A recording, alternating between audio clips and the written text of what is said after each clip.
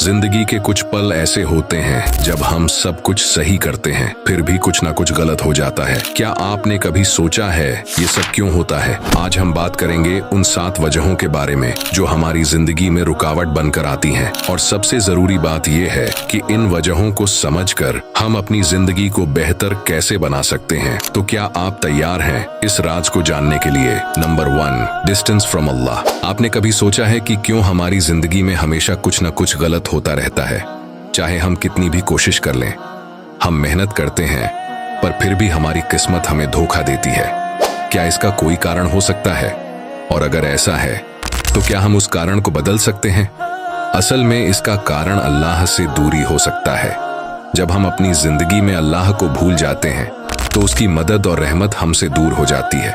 कुरान में अल्लाह ने कहा है, और जो मुझसे मुंह मोड़ेगा उसका जीवन तंगी में गुजरेगा।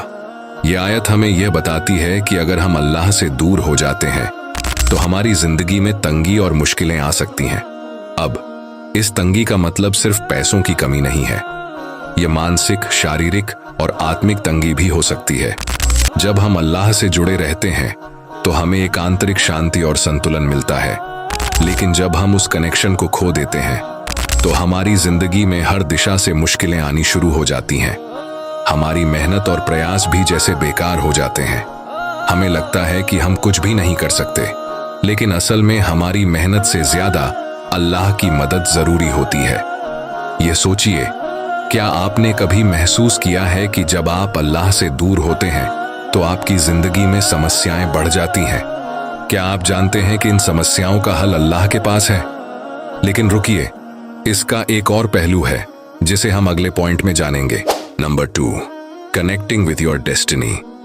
हम में से बहुत से लोग अपनी मेहनत और सफलताओं को अपनी खुद की ताकत मानते हैं, लेकिन क्या कभी हमने सोचा है कि जो भी हम पाते हैं वो सिर्फ हमारी मेहनत का परिणाम नहीं होता? अगर हम अपनी सफलता को सिर्फ अपनी मेहनत और बुद्धिमानी से जोड़ते हैं तो कहीं ना कहीं हम अल्लाह की रहमत को नकार रहे होते हैं। लेकिन यह सच है कि जब हम अपनी किस्मत को केवल अपनी मेहनत से जोड़ते हैं तो हम उस आत्मविश्वास की कमी महसूस करते हैं जो हमें मुश्किल वक्त में चाहिए होता है। तुम जो भी करते हो, अगर उसमें अल्लाह का नाम शामिल नहीं है तो उसकी कोई बरकत नहीं होती। यह बात हमें बार बार याद रखनी चाहिए। अगर हम अपनी मेहनत के बल पर सिर्फ अपनी सफलता मानते हैं तो हम उस शक्ति को नकारते हैं जो असल में हमारी जिंदगी में काम कर रही होती है। लेकिन अगर हम अपनी मेहनत को अल्लाह की रहमत से जोड़ते हैं तो हमारी मेहनत को सच्चा फल मिलता है। जब हम यह समझते हैं कि हमारी मेहनत में बरकत तभी आती है जब हम अल्लाह से मदद लेते हैं, तो हम अपनी जिंदगी को एक सही दिशा में ले जा सकते हैं। बहुत बार हमारी मेहनत अधूरी हो जाती है क्योंकि हम केवल खुद को दोषी मानते हैं और अल्लाह से मदद मांगना भूल जाते हैं। यह सोचिए, क्या आपने कभी महसूस किया है कि जब आप किसी मुश्किल में होते हैं तो अल्लाह से मदद मांगने पर आपके सामने हल आता है? लेकिन क्या अगर हमें यह एहसास हो कि हमारी मेहनत अकेले कुछ नहीं कर सकती और हमें अल्लाह की रहमत चाहिए, क्या यह हमारी जिंदगी को बदल सकता है? इस सवाल का जवाब अगले पॉइंट में मिलेगा। Number 3, misunderstanding and going on the wrong path. कभी आपने महसूस किया है कि हम अपनी जिंदगी में कुछ गलत कदम उठाते हैं और फिर उन्हें सही साबित करने की कोशिश करते रहते हैं? हम सोचते हैं कि हम सही रास्ते पर हैं, लेकिन धीरे धीरे हमें एहसास होता है कि वह रास्ता गलत था। क्यों ऐसा होता है? कभी कभी हमारी आंखों पर ऐसे पर्दे पड़ जाते हैं कि हम सही और गलत में फर्क नहीं कर पाते। हम अपने रास्ते को खुद तय करने की कोशिश करते हैं, लेकिन यह रास्ता कहीं ना कहीं अल्लाह की इच्छा से भटकता हुआ होता है और यही हमारी मुश्किलों का कारण बनता है। कुरान में अल्लाह ने कहा है, जिसे अल्लाह हिदायत दे वह सच्चे रास्ते पर होता है और जिसे वह गुमराह कर दे वह कभी भी सही रास्ता नहीं पा सकता। हम जब अपनी जिंदगी में अपनी इच्छाओं और ख्वाहिशों के पीछे दौड़ते हैं तो हम उस रास्ते पर चलने लगते हैं जो हमें सही नहीं लगता, लेकिन फिर भी हम उसे अपनाने लगते हैं। हमारी यह गलतफहमी हमें मुश्किलों में डाल देती है। जब हम किसी ऐसे रास्ते पर चल रहे होते हैं जिस पर अल्लाह की रजा नहीं होती तो हमारा मन कभी शांति नहीं पाता। हम अंदर से परेशान रहते हैं, लेकिन हमें इसका कारण समझ में नहीं आता। यही समय होता है जब हमें अपनी दिशा बदलने की जरूरत होती है। लेकिन क्या हम उस दिशा को बदलने के लिए तैयार हैं? क्या हम उस गलत रास्ते से लौटकर सही रास्ते पर आ सकते हैं? इस सवाल का जवाब हमें अगली बात में मिलेगा। Number 4, pride and ego of the heart. हम सब में एक खास बात होती है और वह है अहंकार। जब हम किसी चीज में सफल होते हैं तो हमारी खुशी के साथ साथ हमारा घमंड भी बढ़ जाता है। हम सोचते हैं कि हम दुनिया के सबसे बड़े इंसान हैं और हमें किसी की मदद की जरूरत नहीं है। लेकिन क्या आपने कभी महसूस किया है कि हमारा घमंड हमें परेशानी में डाल सकता है? ऐसा क्यों होता है? कुरान में अल्लाह ने घमंड के बारे में साफ साफ कहा है। वह इंसान समझता है कि उसे कुछ भी नहीं खोना है और वह अपनी शक्ति और अहमियत पर गर्व करता है। जब हम अपने दिल में घमंड पालते हैं तो हम अपनी ताकत और सफलता को अपनी मेहनत से जोड़ने लगते हैं। हमें लगता है कि हम जो कुछ भी कर रहे हैं वह सिर्फ हमारी मेहनत का नतीजा है और हम भूल जाते हैं कि हमारी असली ताकत अल्लाह के हाथ में है। यह घमंड हमें ऐसे रास्तों पर ले जाता है जो हमें सिर्फ और सिर्फ दुख देते हैं। जब हम घमंड में जीते हैं तो हमारी आंखों से सच्चाई की रोशनी छुप जाती है। हम अपने आप को सबसे अच्छा मान लेते हैं और किसी भी मुश्किल से निपटने के लिए खुद को जिम्मेदार समझते हैं। लेकिन क्या अगर यह घमंड हमें और भी बड़ी परेशानियों में डाल रहा है? यह सोचिए, क्या हम अपनी जिंदगी के इस अहंकार से बाहर आ सकते हैं? क्या हम समझ सकते हैं कि हमारी असल ताकत अल्लाह से जुड़ी हुई है? इस सवाल का जवाब अगले पॉइंट में मिलेगा। Number 5, laziness and wasting time. हम सबको यह लगता है कि हमारी जिंदगी में अगर हमें कोई चीज नहीं मिलती या कोई लक्ष्य हासिल नहीं हो पाता तो उसकी वजह कोई बाहरी परिस्थिति या कारण होता है। लेकिन क्या आपने कभी सोचा है कि कभी हमारी असफलता का कारण सिर्फ हम ही होते हैं? और क्या आप जानते हैं कि यह आलस्य और समय के गंवाने की वजह से होता है?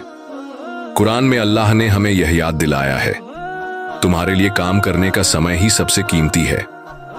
हम में से बहुत से लोग सोचते हैं कि कल करेंगे और बस इसी सोच में हम समय गवा देते हैं। आलस्य और समय के गंवाने की आदत धीरे धीरे हमारी जिंदगी में एक बड़ी समस्या बन जाती है। हम जो काम आज कर सकते हैं उसे कल के लिए छोड़ देते हैं और फिर वह कल कभी नहीं आता।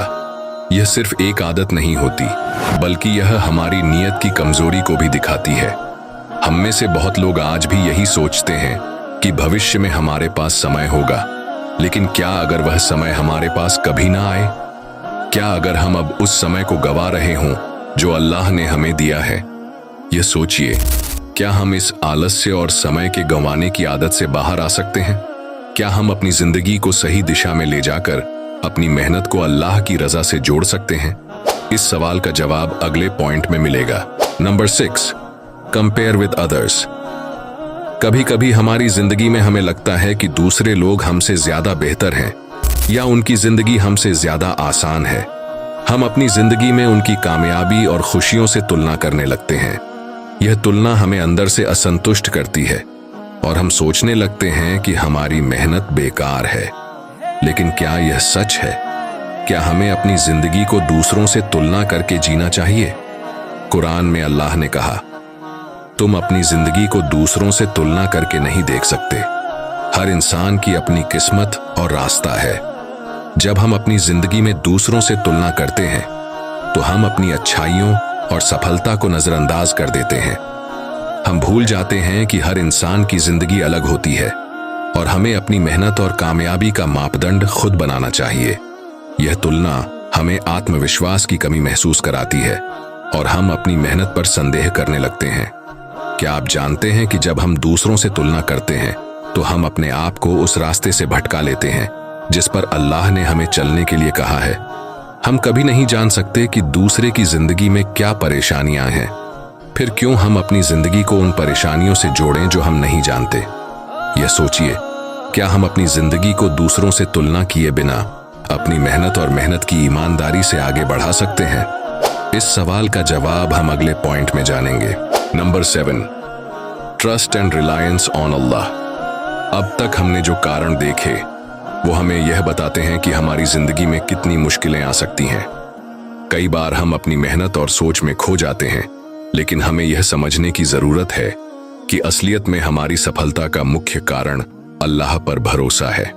अगर हमारी नीयत सही है और हम अपनी जिंदगी को अल्लाह के हुक्म के अनुसार चलाते हैं, तो कोई भी मुश्किल हमें हरा नहीं सकती।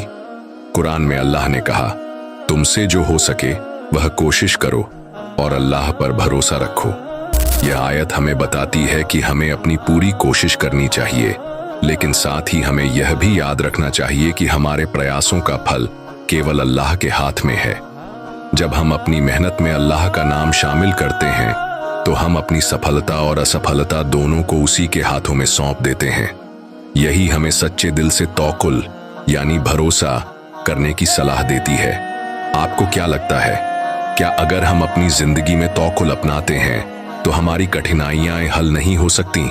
क्या अगर हम पूरी तरह से अल्लाह पर भरोसा करें तो हमारी मेहनत और संघर्ष में वो आशीर्वाद नहीं मिल सकता? जब हम अल्लाह पर भरोसा रखते हैं तो हमारी जिंदगी में आंतरिक शांति आती है। हमें यह एहसास होता है कि हर चीज का एक मकसद होता है, और अगर कुछ नहीं मिल रहा है तो उसका भी कोई कारण है। अल्लाह पर विश्वास हमें यह सिखाता है कि हमें कभी हार नहीं माननी चाहिए, क्योंकि अगर अल्लाह ने हमारी कोशिशों में बरकत डाली तो सफलता निश्चित रूप से आएगी। याद रखें, आपकी मेहनत, आपके विश्वास और आपकी नीयत का सही दिशा में होना ही असल कामयाबी की कुंजी है। और इस सच्चाई को समझने के बाद हमारी जिंदगी में कोई भी समस्या या दुख हमें घेर नहीं सकता। हमें हमेशा अपने दिल और दिमाग से यह महसूस करना चाहिए कि अल्लाह हमेशा हमारे साथ है, चाहे परिस्थितियां कैसी भी हों। लिहाजा आज से ही इन वसूलों को अपनी जिंदगी का हिस्सा बनाएं। ये अमल न सिर्फ आपको सुकून देगा, बल्कि आपकी जिंदगी को बेहतर और आसान करेगा। और याद रखें, अगर आपको ऐसा लगे कि मुश्किलें आपको घेर रही हैं, तो अल्लाह से मदद मांगे, क्योंकि अल्लाह हमेशा हमारे साथ है। उम्मीद है कि हमारी ये वीडियो भी भरपूर लाइक करेंगे और अपने चाहने वालों के साथ शेयर करेंगे। आप लोगों के प्यार भरे कमेंट्स के लिए दिल से शुक्रिया। अल्लाह आपको हमेशा अपनी हिफाजत में रखे। अगली वीडियो में आपसे मुलाकात होगी। तब तक के लिए अस्सलामु अलैकुम वरहमतुल्लाहि वबरकातहू।